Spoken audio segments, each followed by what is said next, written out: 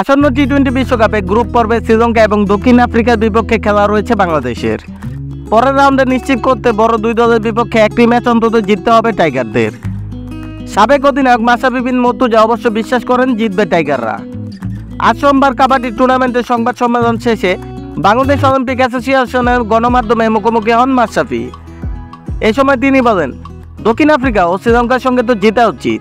দক্ষিণ আফ্রিকা শ্রীলঙ্কার যে কোনো একটা ম্যাচ জিততে হবে মনে হয়। আশা করি ইনশাল্লাহ ভালো করবে। নেপাল নেদারল্যান্ডসের সঙ্গে যদি হারার কথা চিন্তা করেন তাহলে তো কঠিন। বিশ্বকাপ কত দূর যাবে বাংলাদেশ এমন প্রশ্নের জবাবে মাশরাফি বলেন, কত দূর যেতে পারবে বলতে পারবো না, তবে ভালো কিছু করুক এটাই আশা করছি। আমি নিশ্চিত আপনারাও সেটাই আশা করেন।